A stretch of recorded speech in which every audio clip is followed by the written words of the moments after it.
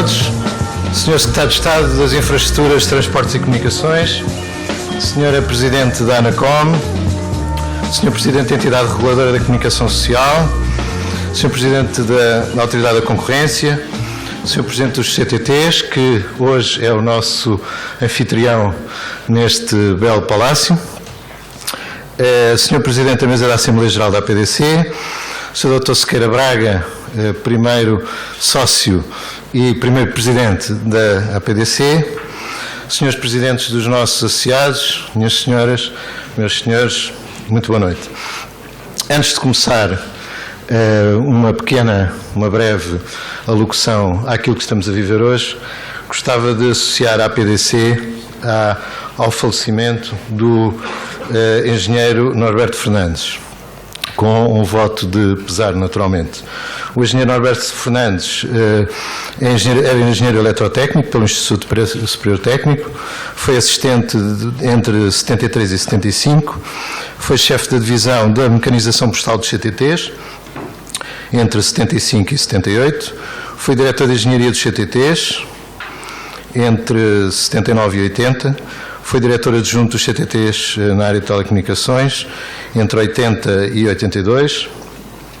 Depois da passagem por algumas empresas fora do nosso setor, regressou ao nosso setor.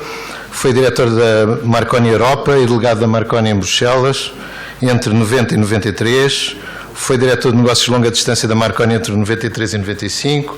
Exerceu funções governativas como Secretário de Estado dos Transportes e Comunicações. Foi administrador da Marconi e depois Presidente do Conselho de Administração entre 96 e 97, foi administrador da PT, foi Vice-Presidente do Grupo PT até 2002, foi Presidente Executivo da Fundação Portugal Telecom, Inspetor-Geral da Portugal Telecom, Presidente do Conselho de Administração da PT Inovação, Presidente da Assembleia Geral do INESC, Presidente da APDC também, entre 2003 e 2006. É sempre triste quando perdemos alguém que foi tão importante para o setor.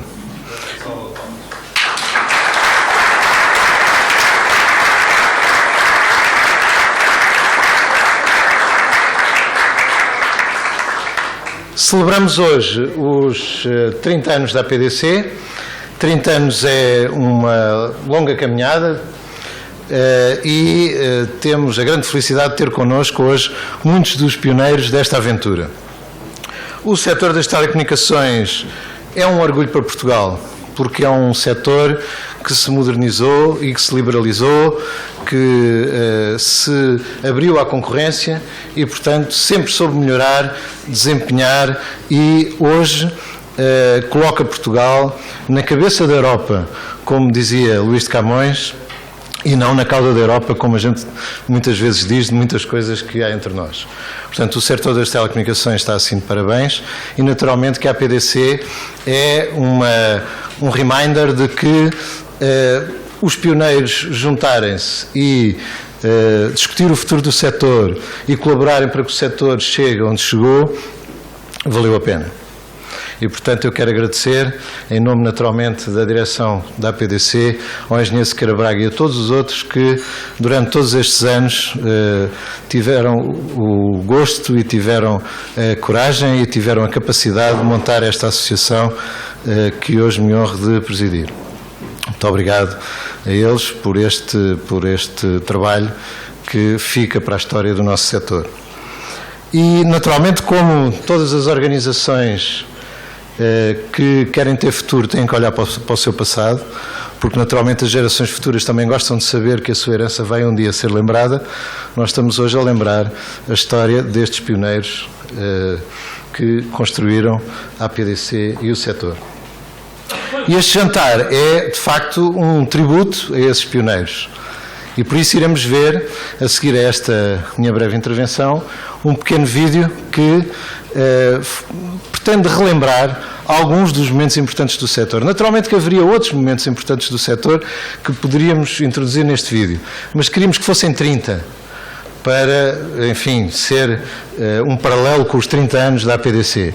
E, portanto, haverá certamente outros momentos que poderíamos ter escolhido, escolhemos estes 30. Quero também lembrar-vos que vamos ter o nosso congresso.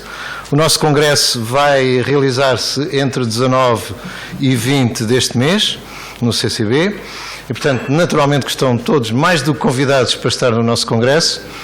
E lembrar-vos que a APDC tem tido como sua intenção estratégica abrir-se aos outros setores da economia portuguesa. Isto porque as tecnologias de informação, comunicação e mídia são hoje absolutamente transversais e absolutamente essenciais para que os outros setores sejam setores competitivos. E por isso este Congresso celebra mais uma vez esta abertura, porque vamos analisar mais 4 setores da atividade económica: os transportes, a administração pública, o retalho e ainda o contexto das cidades inteligentes, que, não sendo um setor, abarca um conjunto de atividades que hoje aparecem interligadas no contexto das grandes malhas urbanas. E por isso a APDC vai dedicar a sua análise a essas 4 áreas de atividade. Vamos também naturalmente olhar para o nosso setor, ver o que se passa nos mídia, ver o que se passa nas telecomunicações e ver o que se passa nas tecnologias de informação. Vamos também dar uma olhada às camadas mais jovens, ver os prémios que algumas empresas, algumas startups portuguesas têm conseguido ganhar em termos internacionais, e vamos também ver alguns projetos que, estando ainda hoje na universidade, vão ser provavelmente os embriões de algumas das startups do futuro. Por isso, o nosso congresso é um congresso a olhar para os outros setores, mas também a olhar para aquilo que são as tendências do nosso próprio setor. E teremos também, ao início, um olhar transversal sobre a economia, sobre a sociedade e sobre a política, e ainda, no segundo dia, sobre a Europa, num ano em que há uma mudança na própria direção da Europa, na Comissão Europeia. Bom, era isto que vos queria dizer. Queria-vos agradecer muito a vossa presença hoje aqui no nosso jantar e vamos imediatamente passar o vídeo dos tais 30 momentos em 30 anos. Muito obrigado.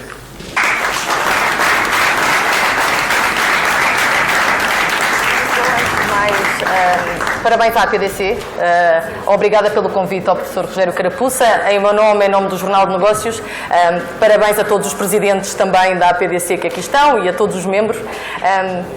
Termina aquele vídeo dos 30 anos com 2014, um ano fantástico, foi a operação do CTT. Será que 2015 será a venda da PT? Mas já lá chegaremos. Começava por si, Dr. Sequeira Braga, 30 anos, 1984. O mundo estava completamente diferente e a verdade, estávamos ali na conversa à mesa, que a APDC ainda surge antes da ANACOM. Como é que surge a ideia desta associação? Como é que tudo começa? Olha, eu gostava de começar por dizer que estou muito emocionado por estar aqui, porque esta sala foi o meu primeiro gabinete de trabalho.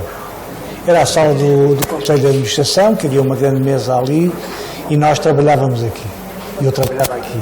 Quando havia o Conselho de Administração, eu desaparecia da sala e havia o Conselho. Eu gostava de chamar a atenção de que a APDC foi uma ideia minha, mas a APDC foi a criação de 16 pessoas. Eu gostava de as nomear: o Carlos Horta Costa, que por acaso está aqui presente. Gostava de nomear 3 pessoas que já desapareceram, que foi o Filipe Bobone, o Fernando Mendes e o Vicente Tavares. E gostava de nomear o Pires Matos, o Tavares da Silva, o Rui Vicente, o Pedro Oliveira, a Isabel Leal de Faria, o Eurico Pereira da Conceição e o João Monteiro, que foram, digamos, criadores desta associação. Como é que surgiu esta associação? Por um conjunto de circunstâncias. Eu diria, o que o Ortega Gasset dizia: eu sou eu em minha circunstância. Quais eram as circunstâncias?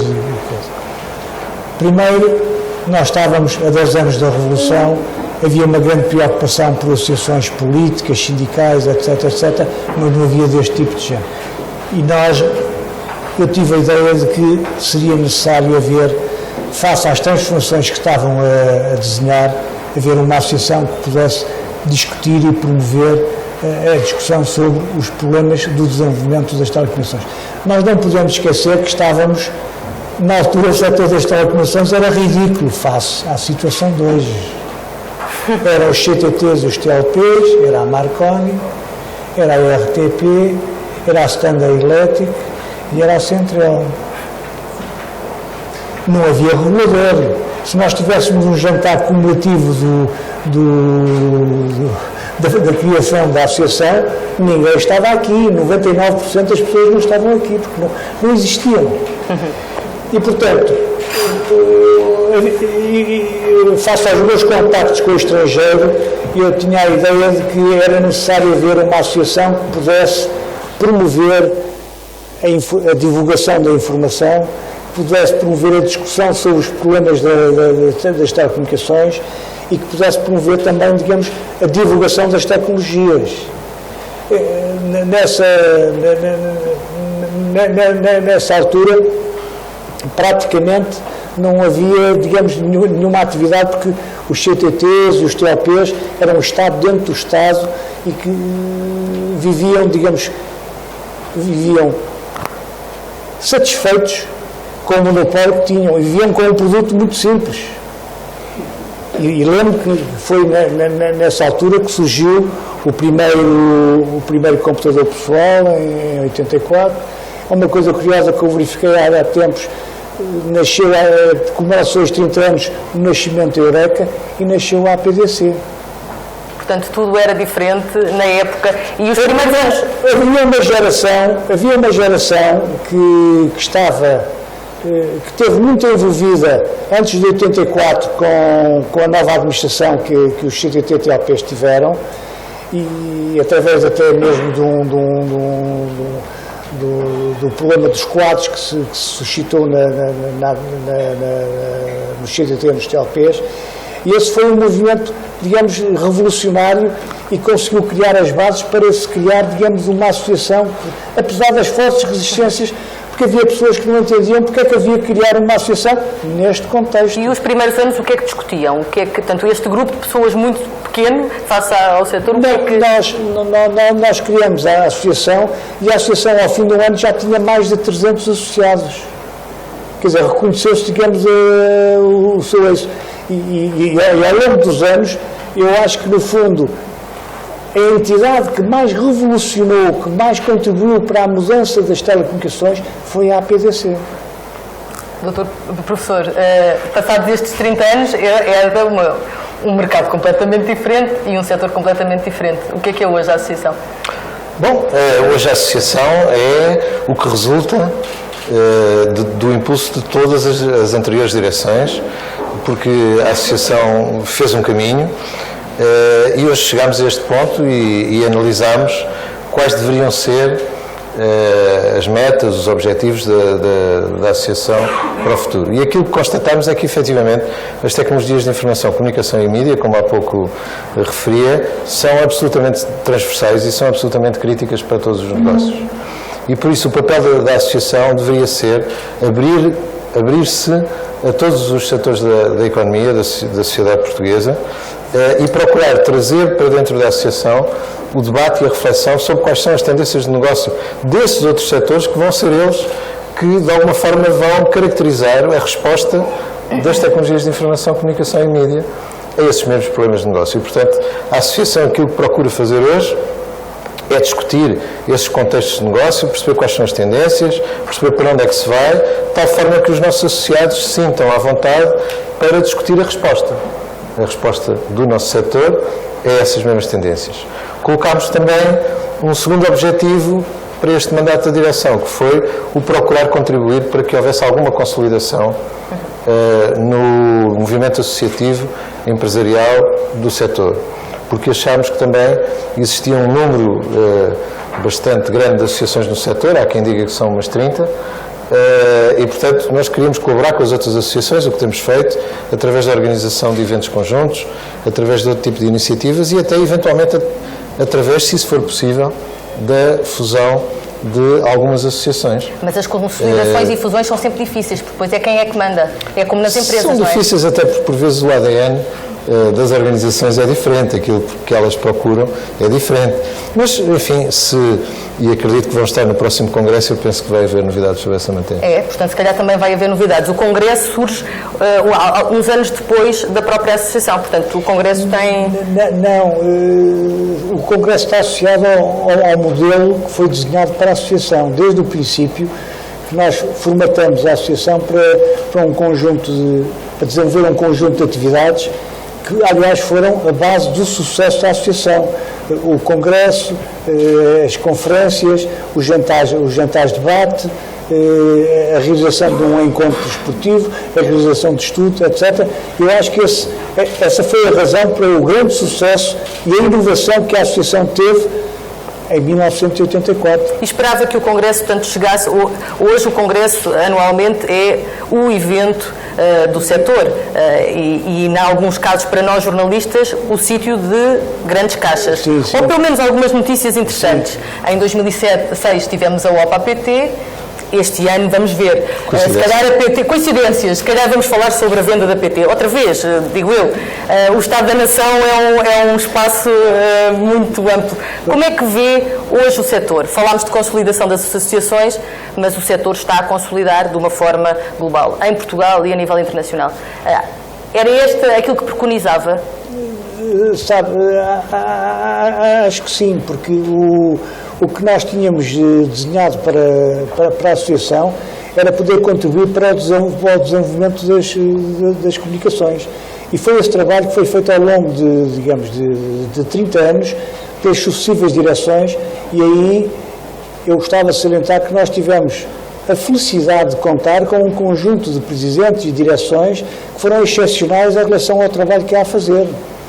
Houve até mesmo, eu acho que houve uma emulação entre as pessoas das telecomunicações para ser presidente, porque ser presidente da APDC era um título, digamos, que honrava as pessoas que desempenhavam esse lugar. E é curioso também, é outra coisa a notar na vida da associação, que a associação não teve, ao longo de 30 anos, nenhuma crise. A associação teve sempre um crescendo de importância, de dignidade, de valor dentro da vida pública portuguesa, e isso fruto da ação das suas direções. A consolidação tem tido impacto também na associação? Bem, vamos lá ver. Não das associações, mas das empresas. Vamos lá ver, eu para já gostava de salientar que a associação... Como hoje, é das tecnologias, pode dizer à vontade, que eles não estão a ouvir, portanto não há problema. A gente hoje olha para um setor que globalmente tem negócios diferentes. Tem o negócio das telecomunicações, tem o negócio das tecnologias de informação, tem o negócio dos mídias, e nem para todos estes a escala é fundamental, ou seja, são negócios diferentes. A Nova Barca não conseguiu comprar a Edinfor na altura? Eu hoje não estou aqui. E, portanto, aquilo que nós podemos verificar é que, para alguns negócios, a escala é importante, e naturalmente para as telecomunicações a escala é importante, mas para outros não será tão importante, a especialização pode ser mais importante. E por isso eu acho que a gente não deve analisar o setor como um todo. Para aqueles negócios para os quais a escala é importante, naturalmente que se todo o mercado europeu se for liberalizando e todas as barreiras forem caindo e nós tivermos a possibilidade de viver num espaço, num mercado único, verdadeiramente único, é esperado que haja consolidações, naturalmente, porque isso acontece sempre. Se vir o que existe hoje no mercado americano, por oposição àquilo que existe no mercado português ou no mercado europeu, onde há centenas de operadores, vê que as coisas não vão ficar assim. Mas é a economia a funcionar, é o mercado a funcionar, e este setor teve a felicidade de conseguir efetivamente pôr o mercado a funcionar. Portanto, a seguir vamos ver o que vai acontecer. O professor é sempre politicamente correto, vou-me aqui virar para o Dr. Sequeira Braga, que já pode ser... Como é que vê, tanto, o pós-liberalização do Estado, das telecomunicações, o mercado efetivamente mudou, está surpreendido com o momento que chegamos atualmente, com aquilo que hoje existe, várias redes, muitos operadores, menos operadores, uns correios privatizados e em bolsa, um futuro ainda de crescimento? Não estou nada surpreendido. Porque acho que foi isso que nós ambicionamos quando criamos a associação. E conseguimos, digamos, pouco a pouco, nós conseguimos uma coisa extraordinária, que era pôr pessoas com graves divergências de opinião a falar dentro da associação.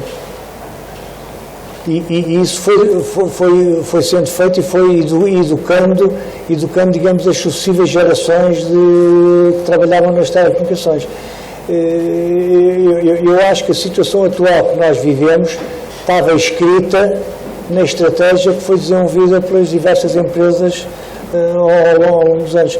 E, portanto, acho natural, digamos, as soluções que o mercado vai dar para responder, para solucionar essas situações.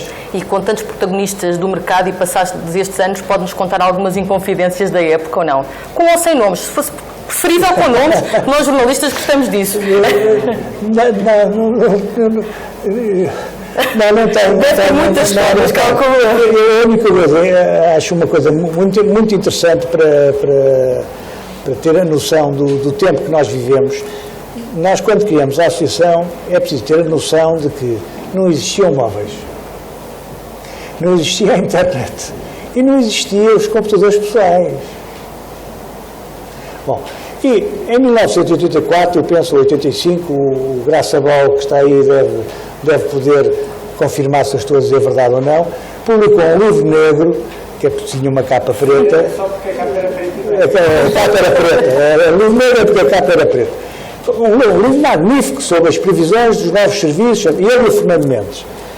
E em que previam que no ano 2000 nós teríamos cerca de 20 mil telemóveis. Não, era um bocadinho mais. Está bem, 50 mil, 100 mil. Era mais de 100 mil. Bom, o que eu quero dizer, nós tivemos uma geração, digamos que fabulosa, que quis mudar as telecomunicações e conseguiu mudar, mudou mesmo. Porque o que são hoje os Correios deve-se a esta geração. O que são hoje a Portugal Telecom deve-se a esta geração. Que criou, que mudou, que soube envolver as pessoas, para envolver os milhares de trabalhadores para adotarem um novo modelo e um novo desafio. Doutor, agora que falou do livro negro, dá-me um minuto. Que é assim, nós fizemos em 84 e grande inspiração do Fernando Mendes, eu trabalhei muito, mas a inspiração era dele. Fizemos um plano até o ano 2000, com todos os serviços de telecomunicações que íamos lançar, a expansão que iam ter, etc. E fizemos lá, o Iriarte vai-me dar um livro, o meu jornalista ficou com ele, e eu vou encadernar aquilo, porque aquilo está cheio de erros. Mas é assim, nós nunca mais erramos a partir dali.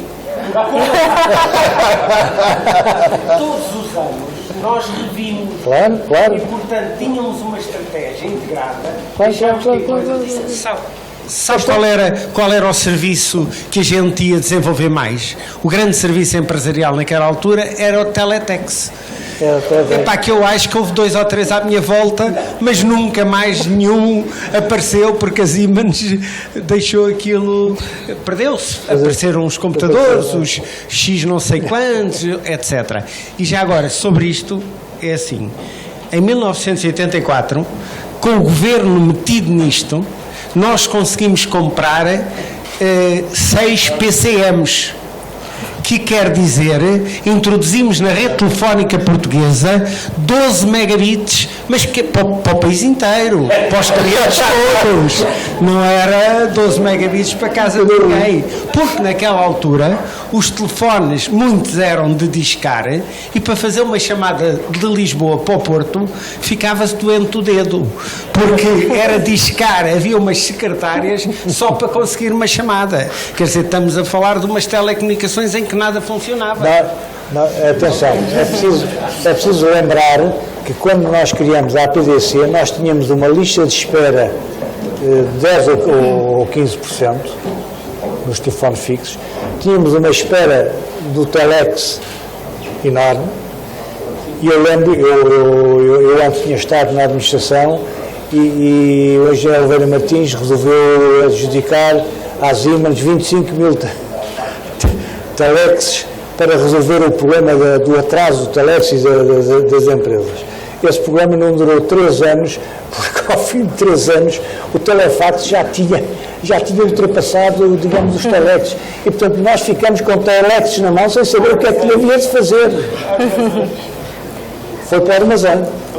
Agora, com toda esta disponibilidade, não é? Que hoje só falamos em cloud e big data e tablets e afins e não sabemos qual é o futuro, os objetivos da associação são mais fáceis ou mais difíceis? Acho que são diferentes, não são mais fáceis nem mais difíceis, são diferentes, porque os tempos são diferentes, naturalmente. Mas eu acredito que a associação vai continuar o seu caminho e vai continuar a prestar o serviço que tem prestado ao setor. Apesar das tendências serem diferentes e apesar dos problemas hoje serem diferentes, mas naturalmente são igualmente desafiantes. Não acho que vai haver falta de desafios, nem acho que vai haver falta de interesse das pessoas para responder a esses desafios. E é possível preconizar os próximos 30 anos ou não? É possível prever o que é que vai acontecer? A Siemens ofereceu uma bola de cristal.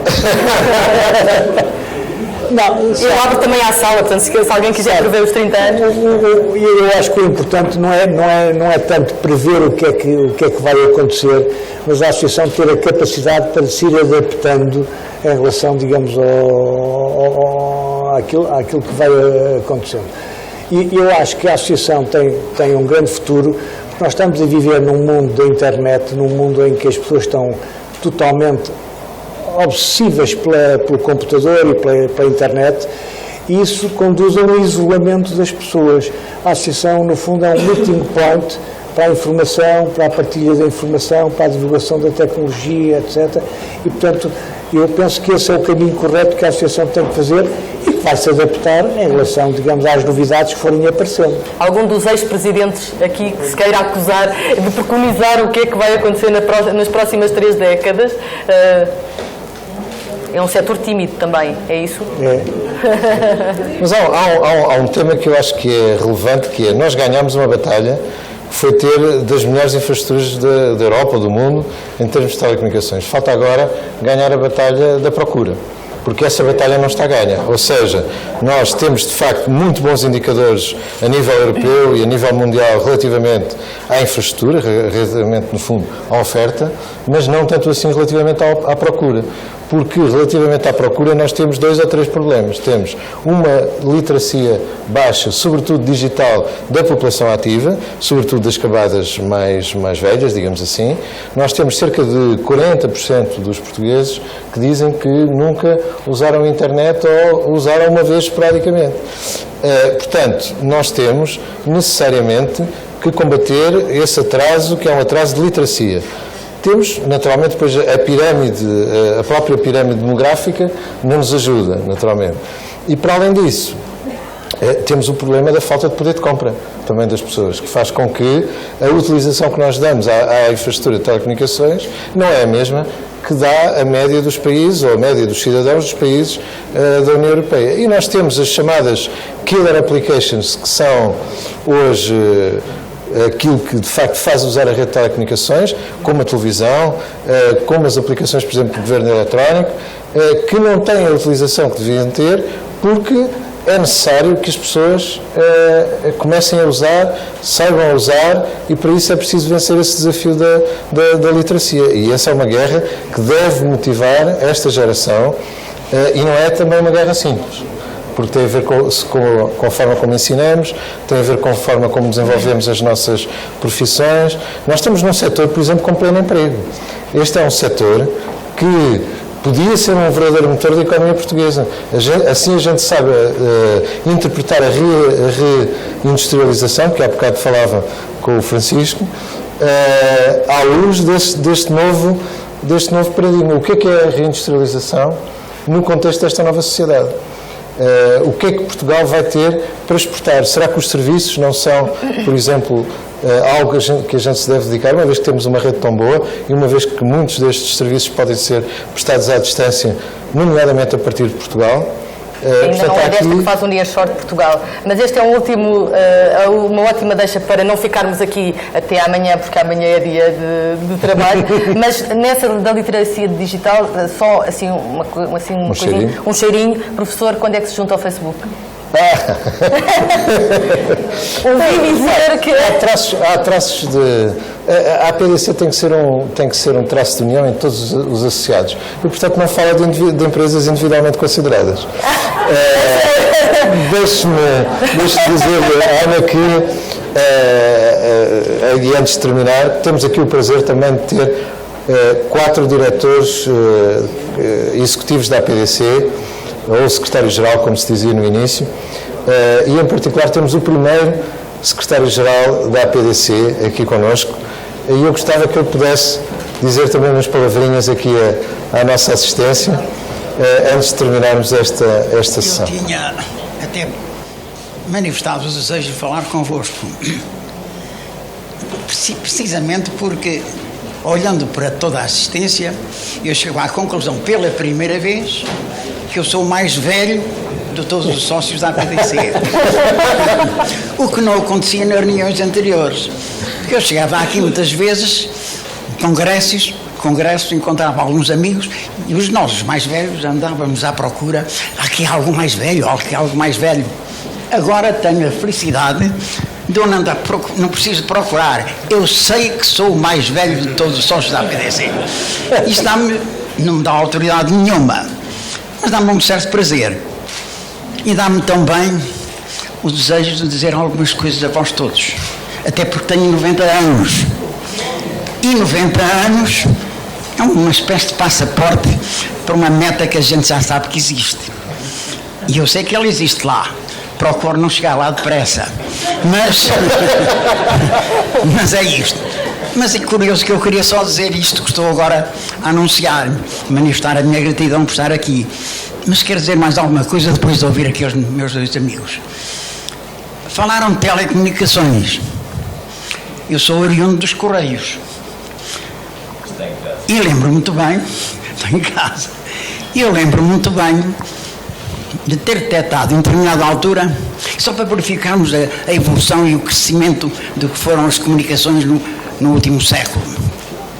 Eu lembro-me de ter detectado em determinada altura que 4.700 anos antes de Cristo já havia carteiros que queriam levar as suas mensagens, chamavam-se na altura, se não me engano, os missi dominici.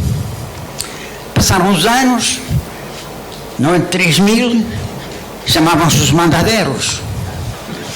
Depois, por volta dos 300 e tal anos, Cleópatra e Marco António permutavam cartas empanadas entre si. Também havia as cartas empanadas. E depois, ainda mais recentemente, com o Cleópatra mandou matar o mensageiro. E é verdade.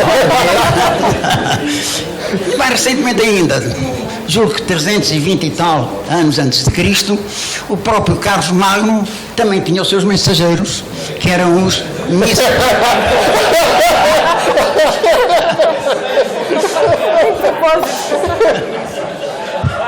Mas vamos mais perto. Mas ainda temos mais a dizer. É que nessa altura chamavam-se, se não me engano, eram os missi dominici, no tempo de Carlos Magno. Muito bem, eu devo dizer aos meus amigos que eu sou filho de um carteiro. E recordo-me na minha infância, 7, 8 anos de idade, meu pai era carteiro rural. Havia as duas componentes, o carteiro urbano, que fazia a distribuição postal dentro das cidades, e o rural, que era aquele que saía de manhãzinha, a pé, e entregar a carta nas aldeias circunvizinhas. E recordo que o meu pai, em determinada altura, comprou uma bicicleta, porque o correio não dava bicicletas, comprou uma bicicleta, já mudou. E eu ia ainda nessa altura, no quadro da bicicleta que o meu pai pedalava, a visitar aquelas aldeias. E registro ainda eu com saudade e com carinho a afabilidade e a simpatia daquelas populações quando recebiam o carteiro. Era um mensageiro que eles estavam à espera e que lhe trazia as notícias. Era uma pessoa quase da família, porque ela era permanente, ia lá todos os dias. Mas curioso. Reparem bem que eu comecei a falar 4.700 anos antes de Cristo. E o que é curioso, que em 1984, quando nós fundámos a associação, ainda havia mensageiros a cavalo que levavam as mensagens no Grande Canyon ou no Transvaal, levavam uma semana para levar as correspondências. Muito bem. Mas o curioso é isto, é fazer a obra de transplante. Reparem, meus amigos, que eu comecei a falar 4.700 anos antes de Cristo. Isto é na área dos Correios. Cheguei até o ano de 1984, connosco. E o que estava para trás, quase que não tinha mudado nada. Começou a mudar com a APDC.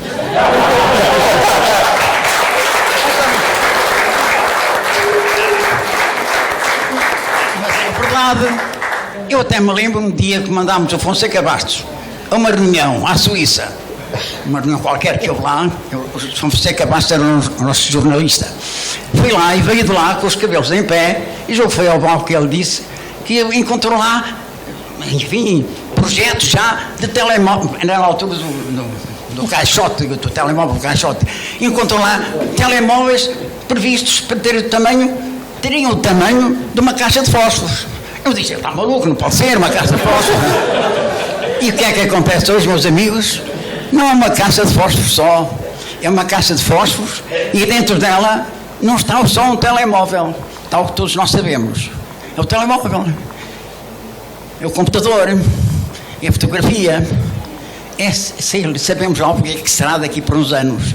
Quando a PDC fez 15 anos, eu recordo ter escrito na revista um pequeno artigo em que eu fazia também assim um contraponto entre o passado e o presente. E eu dizia, Deus me dê vida para ver daqui por 10 anos ou 15 o que é que isto será, porque isto a correr desta maneira, eu não sei o que é que vou encontrar. Eu agora estou com um problema grave. Com 90 anos, eu posso pedir a Deus para me dê mais 10 anos para ver o que é daqui por mais 10 anos.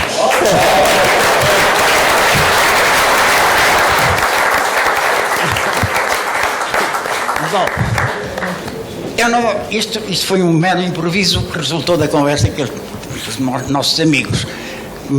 Fez-me recuar ao meu passado.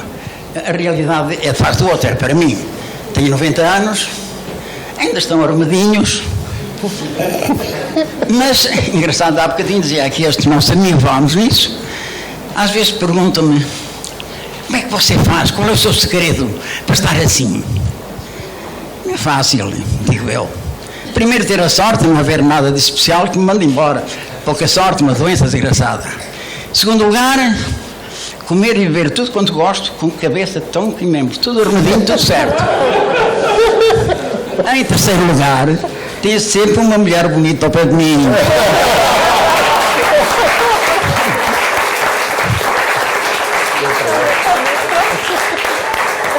Desculpem, meus amigos.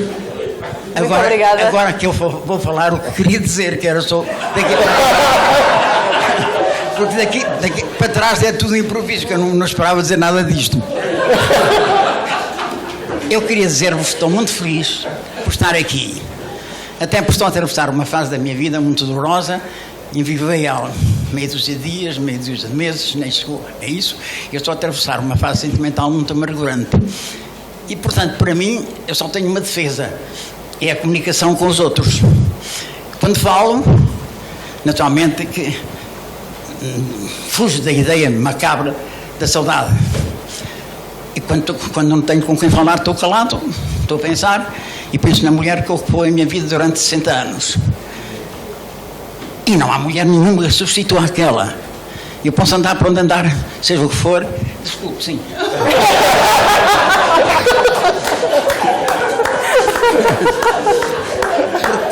Quando eu vejo uma mulher, vejo sempre a minha ao lado, porque essa foi sempre o meu amor de todo o tempo e há de continuar a ser o meu amor até eu me ir embora.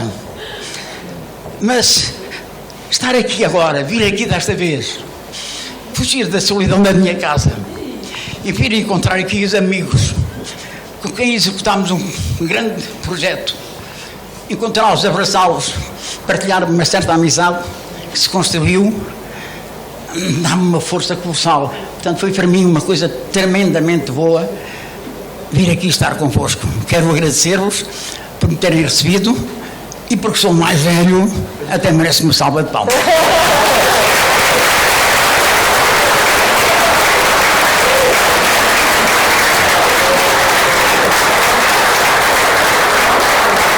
Boa noite a todos. Depois do nosso mais antigo membro da associação, com a prestação que fez, é muito difícil estar aqui e encerrar esta sessão. Merecia ter encerrado com a intervenção anterior. Eu, de qualquer forma, não vos tomo muito tempo. Eu próprio já falei demasiado em público hoje sobre vários assuntos. Queria, no entanto, começar por agradecer ao Rogério Carapuça, que me convidou aqui estar enquanto presidente da APDC, ao presidente do CTT, meu caro Francisco Lacerda, por nos receber aqui na sua casa, que também em tempos já foi a minha, enquanto acionista, e agora é só enquanto tutela setorial. Cumprimentar o presidente da ERC, da Autoridade da Concorrência. Cumprimentar também todos os membros dos órgãos sociais da APDC, não levarão a mal que eu cumprimente também o Presidente das Estradas de Portugal, o António Ramalho. Não sei, António, se vem aqui inspirar-se para fazer alguma coisa diferente na nova EP-Refer, na nova Infraestruturas de Portugal. E queria partilhar consigo e com todos que esta sala, este palácio, tem para mim uma memória muito boa. Partilhava com o Francisco. Há não muito tempo celebramos aqui a privatização do CTT. Foi nesta sala, o Francisco utilizou uma expressão curiosa, dizia ele que era um jantar intimista de 150 pessoas, que é assim uma coisa meio estranha, mas é mesmo verdade, onde nós deixamos que a emoção transpirasse nos diversos discursos que houve, e de facto revisito esse momento para dizer que achei extraordinário o vídeo que passaram. Eu não sei quem o fez, está claramente de parabéns, quer o argumentista, quer o produtor do vídeo, porque de facto um país sem memória, as empresas e os setores sem memória, perdem muito daquilo que é a experiência acumulada para projetar o futuro. E quando nós passamos por crises difíceis, temos tendência a deixar para trás esses aspectos da memória e focar-nos mais no dia-a-dia, no curto prazo, na resolução dos problemas. Eu serei certamente exemplo disso, em muitas medidas que tive de tomar de urgência. Quem me dera a mim que houvesse um fórum tipo APDT dos transportes ou APDI das infraestruturas, que tivesse o dinamismo da APDC das comunicações, que pudesse achar normal concorrer, liberalizar, ter o mercado aberto, não ter acordos de empresa, nem plenários em hora de trabalho, nem greves, nem direitos adquiridos, e que estivesse todos os dias a desafiar-se. E eu julgo que não cometo nenhuma inconfidência se vos contar uma pequena história. Tinha 2 dias de membro do Governo, e há uma prática boa, quando ainda há uma convivência entre governos anteriores e governos seguintes, porque depois isso esbate-se com o tempo, pelo menos nós tentamos que não aconteça, mas às vezes acontece. Eu tive várias reuniões de transição com o Secretário de Estado do Tesouro e Finanças por causa das privatizações e dos transportes e das comunicações, com as obras públicas em conjunto e com os ministros. Esta é uma tutela muito vasta e muito desafiante. Mas eu refiro-me a uma reunião de transição de pasta com o Secretário de Estado do Tesouro, que me disse, o Carlos Costa Pina, que agora está na Galp, que me disse um dia: tu vais ter muitos problemas nos transportes e nas infraestruturas, e quando quiseres fazer umas flores, usa as comunicações. Quando quiseres brilhar, quando quiseres apresentar-te ao país por boas notícias, usa o setor das comunicações, porque dos 3 é aquele que melhores notícias terá para dar. Ele dizia-o no sentido positivo. Dizia-o no sentido que é um setor onde, de facto, todos os dias acontecem coisas, e normalmente coisas boas. Mas porque é tão importante nós termos a memória daquilo que acontece no passado, eu queria aproveitar esta ocasião, estou perante uma plateia muito diferenciada, e fazer uma reflexão convosco. Temos vindo a ser desafiados, enquanto Governo, a poder ter uma palavra mais interventiva sobre aspectos que têm acontecido em empresas do setor das comunicações. E nós vamos então revisitar a memória da prática de governos mais interventivos. E nós não acreditamos que o governo deva ser o alfa e o ômega de todas as decisões, onde tudo é combinado, por onde todas as decisões passam, onde todas as decisões têm de ser previamente informadas e onde tudo se organiza e constrói. Era, aliás, do meu ponto de vista, o maior atestado de minoridade que eu vos passaria, se eu achasse que era no meu gabinete, ou no gabinete do Ministro da Economia, ou do Primeiro-Ministro, ou de quem quer que fosse do Governo, que estas coisas se combinavam. Nós temos instrumentos de sobra. Estão aqui 3 reguladores, liderados por gente extraordinariamente competente, capaz, que abdicou de carreiras muitas vezes noutros setores, de salários mais diferenciados, de incompatibilidades menores para o futuro, de uma vida mais tranquila e mais livre, menos escrutinada, menos enxovalhados certamente em algumas ocasiões. Trocaram tudo isso por substituir o Estado no papel que o Estado, este Estado representado por este Governo, não quer ter. Nós saímos do capital das empresas de comunicações, não apenas porque estava inscrito no memorando de entendimento, mas por convicção. E é com a mesma convicção que saímos que não queremos, depois de ter fechado a porta, entrar pela janela. Achamos isso, aliás, profundamente enganador de todos aqueles a quem temos estado a apresentar o país como sendo um país amigo do investimento, mais livre, aberto, concorrencial, onde o mérito se sobrepõe à influência política e onde a oportunidade é igual para todos aqueles que tragam dinheiro, um projeto e valor para criar para o futuro. É este o país que nós temos estado a apresentar a todos no estrangeiro. Temos-nos desdobrado em contactos, não para fazer lobby, mas só para dizer que Portugal, durante 3 anos, foi notícia muitas vezes por maus motivos. O resgate é uma péssima notícia. Abateu-se sobre o Estado e abateu-se muito mais sobre vocês, que sofreram porque os clientes individuais passaram a consumir menos e os clientes empresariais passaram a consumir muito menos. E as receitas de publicidade caíram. E com essas receitas de publicidade a cair, caiu a capacidade de o setor continuar a crescer e a reinventar-se. E, no entanto, foi num clima depressivo que nós lançámos o leilão para as licenças 4G. Digitalizámos a televisão através de um programa coordenado pela ANACOM, pela anterior direção, pelo professor Amada Silva e o professor Eduardo Cardadeiro, que a professora Fátima e a sua equipa terminaram, e que é um exemplo extraordinário de como algo que assustava toda a gente acabou por, no dia seguinte, estar substancialmente igual ao dia anterior. E aqueles que querem o imobilismo dirão sempre o mesmo, que amanhã é o caos, depois de criticarem o dia de hoje e depois de o apresentarem como uma ordem que querem manter. É sempre assim. Hoje os transportes estão terríveis, mas amanhã com os privados, que bom que era quando o Estado lá estava a injetar dinheiro. E o mesmo se passa nas infraestruturas e o mesmo se passaria nas comunicações se o Estado agora decidisse voltar a entrar pela janela quando acabou de fechar a porta. Nós não queremos isso. Não queremos isso para o vosso setor, para o vosso conjunto de setores que forma a APDC, porque acreditamos que o Estado, o seu papel na economia, é de assegurar, através da regulação, que as oportunidades são iguais e que, de facto, não há primos e enteados só porque uns conhecem mais umas pessoas do que outras. É muito claro que, de facto, as decisões de natureza política influenciam sempre a evolução da economia. Quando nós queremos o país mais justo, aberto, próspero e tomamos medidas, umas têm o efeito positivo, outras o efeito negativo. Nós acreditamos plenamente que o fim do programa de ajustamento nos traz uma capacidade de crescer, de tomar decisões por nós, de decidir o nosso futuro no país, como vocês o decidem todos os dias nas vossas empresas, com a liberdade de saber que respondem perante os acionistas e não perante o Estado, como o Estado tem de responder perante os contribuintes a quem pede o esforço em nome do bem coletivo e da tal igualdade de oportunidades, e tem de criar então as condições para termos amanhã um país um pouco mais próspero do que no dia de hoje.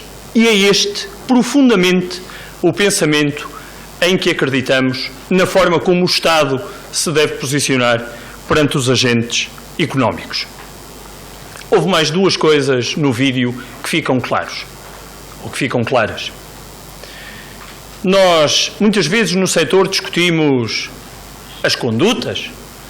Eu hoje tenho aqui o privilégio de ter a Anacom, Estradas de Portugal, a PT, a Vodafone, a nós, todos discutem as condutas, e os sensores, e a fibra, e o cobre, e este setor é know-how e inovação, e pessoas, e crescimento, e capacidade, e vontade, e mudança, e liberalização.